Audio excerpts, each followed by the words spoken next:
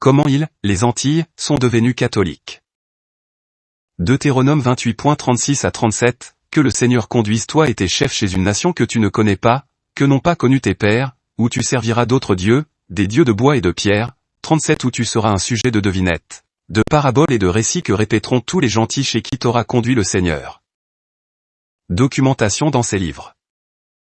Livre des Jubilés chapitre 1, et Moïse fut sur le mont 40 jours et 40 nuits et Dieu lui apprit la partition de toutes les dates de la loi et du témoignage, l'histoire la plus avancée et la plus reculée, et il dit, incline ton cœur à chaque mot que je te dirai sur ce mont et écris-les dans un livre en ce jour sur le mont Sinaï afin que leurs descendants puissent voir comment je ne les ai pas abandonnés malgré tout le mal qu'ils ont fait en rompant l'alliance que j'ai établie entre moi et vous pour leur descendance.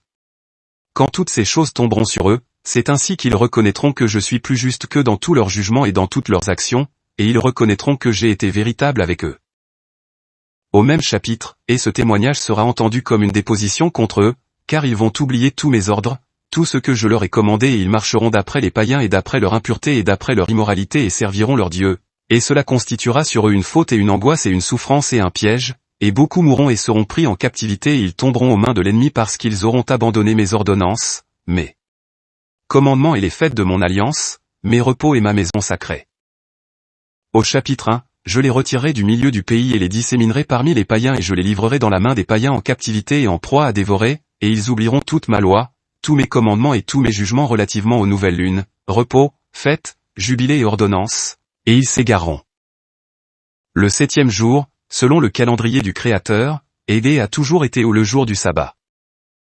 Bien que les hommes aient modifié les calendriers au cours des siècles, le cycle de la semaine de 7 jours est resté intact à travers l'histoire. Les jours de la semaine ont toujours gardé leur ordre particulier, le dimanche en étant le premier jour et le samedi, le 7e. Comment le dimanche est-il devenu le premier jour de repos et d'adoration? Que le concept de repos est largement disparu, la plupart des églises continuent d'organiser leurs offices le dimanche.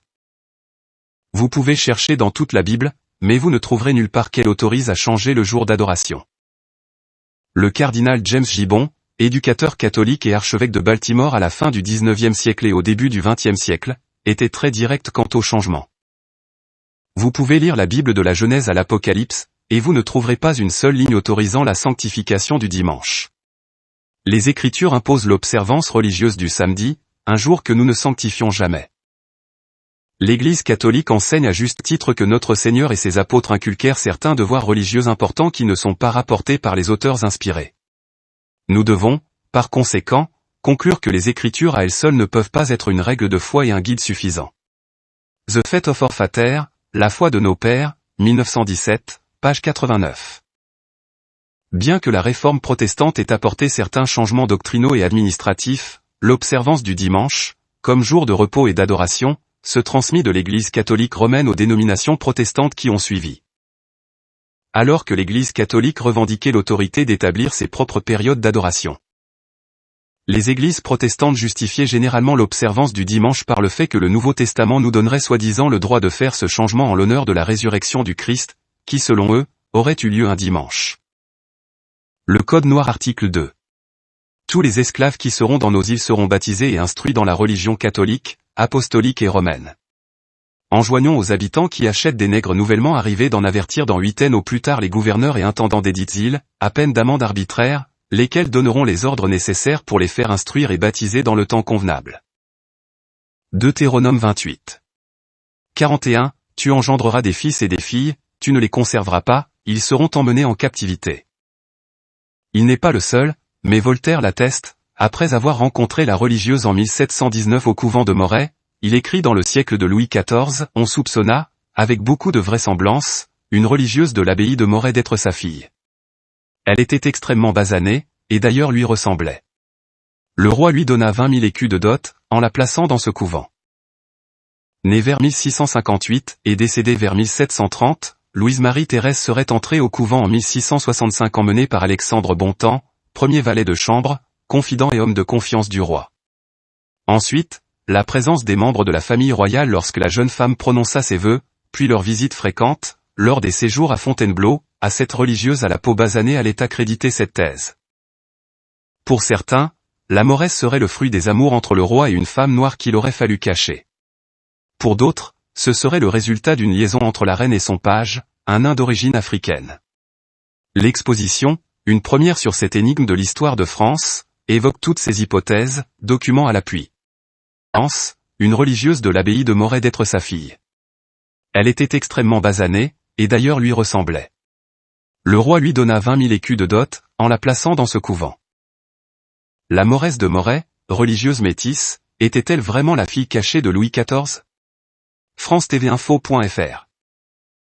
L'auteur assure que sa belle-mère, née des Granges, lui a soufflé à son tour ce secret, à savoir, que l'homme au masque de fer était un noir, soupçonné d'avoir été l'amant de la reine. Cette thèse, faisant de Nabot le masque de fer, n'est pas exclue ni pour autant validée par les associations qui travaillent depuis des années à dénouer le fils de cette énigme. Le site internet officiel de la ville de Cannes mentionne, lui aussi, très sérieusement, le nègre Nabot, dans une liste de 24 noms de personnes susceptibles d'avoir été le masque de fer. L'histoire cependant ne dit pas si c'est pour se venger de l'affront de Nabot, de l'infidélité de sa femme et de la naissance de la Moresse, que Louis XIV instaura, quelques mois plus tard, le fameux Code noir qui réglementera si durement la vie des esclaves. Le Code noir article 6. Enjoignons à tous nos sujets, de quelque qualité et condition qu'ils soient, d'observer les jours de dimanche et de fête, qui sont gardés par nos sujets de la religion catholique, apostolique et romaine. Leur défendons de travailler ni de faire travailler leurs esclaves aux 10 jours depuis l'heure de minuit jusqu'à l'autre minuit à la culture de la terre, à la manufacture des sucres et à tous autres ouvrages, à peine d'amende et de punitions arbitraires contre les maîtres et confiscation tant des sucres que des esclaves qui seront surpris par nos officiers dans le travail. Le Code noir article 7. Leur défendons pareillement de tenir le marché des nègres et de toute autre marchandise aux 10 jours, sur pareille peine de confiscation des marchandises qui se trouveront alors au marché et d'amende arbitraire contre les marchands. Le Code noir article 8. Déclarons nos sujets qui ne sont pas de la religion catholique, apostolique et romaine incapables de contracter à l'avenir aucun mariage valable, déclarons bâtards les enfants qui naîtront de telles conjonctions, que nous voulons être tenus et réputés, tenons et réputons pour vrai concubinage. Le Code noir article 12. Les enfants qui naîtront des mariages entre esclaves seront esclaves et appartiendront aux maîtres des femmes esclaves et non à ceux de leur mari, si le mari et la femme ont des maîtres différents. Deutéronome 28.32, tes fils et tes filles seront livrés à une nation étrangère, et tes yeux le verront et ils s'enfleront, et ta main sera impuissante. Le Code noir article 21. Permettons à tous nos sujets habitants des îles de se saisir de toutes les choses dont ils trouveront les esclaves chargés, lorsqu'ils n'auront point de billets de leur maître, ni de marque connue, pour être rendus incessamment à leur maître, si leur habitation est voisine du lieu où leurs esclaves auront été surpris en délit, sinon elles seront incessamment envoyées à l'hôpital pour y être en dépôt jusqu'à ce que les maîtres en aient été avertis. Le Code noir article 28. Déclarons les esclaves ne pouvoir rien avoir qui ne soit à leur maître, et tout ce qui leur vient par industrie, ou par la libéralité d'autres personnes, ou autrement, à quelque titre que ce soit, être acquis en pleine propriété à leur maître, sans que les enfants des esclaves, leurs pères et mères, leurs parents et tous autres y puissent rien prétendre par succession, dispositions entre vifs ou à cause de mort, lesquelles dispositions nous déclarons nulles, ensemble toutes les promesses et obligations qu'ils auraient faites, comme étant faites par gens incapables de disposer et contracter de leur chef. Le Code noir article 44.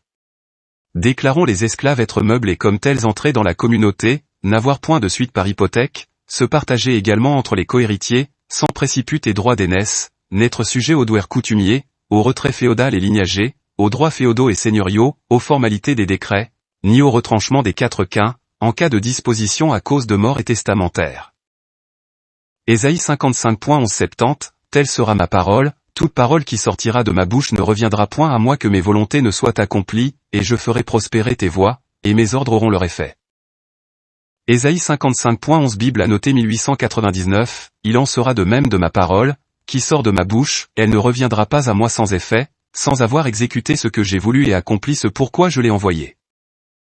Le maître de Sassi 1700 à Ésaïe 55.11, ainsi ma parole qui sort de ma bouche, ne retournera point à moi sans fruit, mais elle fera tout ce que je veux, et elle produira l'effet pour lequel je l'ai envoyé.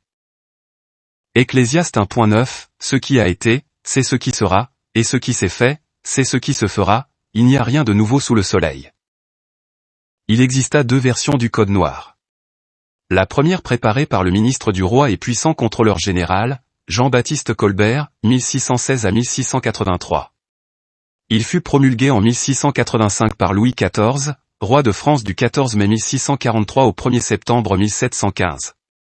La seconde promulguée par son successeur Louis XV en 1724. Les articles 5, 7, 8, 18 et 25 du Code noir de 1665 ne sont pas repris dans la version de 1724. Le texte suivant est celui de Colbert, 1665. Le Code noir, qui était censé freiner les abus des maîtres à l'égard de leurs esclaves, n'a eu pour effet que de codifier l'esclavage des Noirs et la traite, justifiée, en ce temps-là, par l'Église et les philosophes.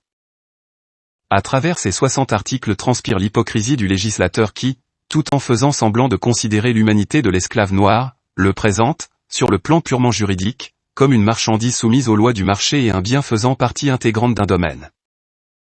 Le Code noir texte intégral 1665, free.fr. Livre des Jubilés, et il nous donna le jour du repos comme grand signe pour que nous puissions travailler 6 jours mais garder repos le 7e jour hors de tout travail. Et tous les anges de la présence et tous les anges de sanctification, ces 2 grandes classes, il nous a engagés de garder le repos avec lui au ciel et sur terre. Et il nous dit, voici, je séparerai pour moi un peuple parmi les peuples et ceux-là garderont le jour du repos et je les bénirai et je les sanctifierai pour moi comme mon peuple comme j'ai sanctifié le jour du repos et eux le sanctifient pour moi. Pareillement aussi je les bénirai et ils seront mon peuple et je serai leur Dieu. Sanctifié, mis à part pour un but spécifique. Exode 31.15, on travaillera 6 jours, mais le 7e jour est le sabbat, le jour du repos, consacré à l'Éternel. Celui qui fera quelque ouvrage le jour du sabbat, sera puni de mort. Définition de sanctifier. Un rendre quelqu'un saint, le mettre en état de grâce. 2 littéraire. Attribuer à quelque chose un caractère sacré, noble, exceptionnel, le placer au-dessus de tout. Définition, sanctifié, dictionnaire de français Larousse. La suite du livre des Jubilés. Et j'ai choisi la semence de Jacob parmi tout ce que j'ai vu et je l'ai inscrit comme mon fils premier-né et l'ai sanctifié pour moi à jamais et à toujours et je leur apprendrai le jour du repos pour qu'ils gardent repos hors de tout travail. Et par là il créa ainsi un signe conformément avec lequel ils doivent garder repos avec nous le 7e jour, manger et boire et bénir celui qui a créé toutes choses, comme il a béni et sanctifié pour lui un peuple particulier parmi tous les peuples et pour qu'ils gardent le repos ensemble avec nous. Et il induit ses ordres de descendre comme une douce saveur acceptable devant lui tous les jours. Et à cela Jacob et sa semence, il fut accordé qu'ils seront toujours les êtres bénis et sacrés du premier témoignage et loi comme il a sanctifié et béni le jour du repos au 7e jour. Conclusion. C'est pourquoi nous gardons le repos dans les cieux avant qu'il fût connu de toute chair de garder repos sur la terre. Et le Créateur de toutes choses le bénit mais ne consacra pas tous les peuples et nations à garder repos mais seul Israël, à eux seuls il permit de manger et boire et de garder repos sur la terre. Et le Créateur de toutes choses bénit ce jour qu'il avait créé en bénédiction et en sanctification et gloire par-dessus tous les jours. Cette loi et témoignage fut donnée aux enfants d'Israël comme une loi à toujours pour leur descendance. Au chapitre 6 du livre des Jubilés. Et le Seigneur sentit la bonne odeur et il fit une alliance avec lui qu'il n'y aura plus jamais de déluge pour détruire la terre, que durant tous les jours de la terre, semailles et récoltes ne cesseront jamais, froid et chaud et été et hiver et jour et nuit ne changeront pas leur ordre et ne cesseront jamais. Au même chapitre-ci, je sais à compter de maintenant et si je te le déclare ce n'est pas de mon propre chef, car cela est gravé, et écrit dans le livre devant moi et sur les tablettes célestes comment la partition des dates est ordonnée et malgré cela ils oublieront les fêtes de l'Alliance et marcheront suivant les fêtes des païens, selon leur erreur et selon leur ignorance. Les esclaves sont convertis de force au catholicisme qui sert de justification à l'esclavage, les missionnaires sont payés en esclaves. Les religions aux Antilles. Le catholicisme. Les églises évangéliques de tendance pentecôtiste. Les adventistes du 7e jour. Les témoins de Jéhovah. Les Mormons. Le Maïkari, venu du Japon, le Maïkari comptait déjà 10 000 initiés en Martinique et 7 000 en Guadeloupe, à travers des nombreux centres appelés dojos établis à travers les villes. L'hindouisme. L'islam. L'Ordre uni des saints des derniers jours de la Guadeloupe, communauté mormone. Rastafari. Source, les religions aux Antilles françaises Observatoire, CNRS.fr.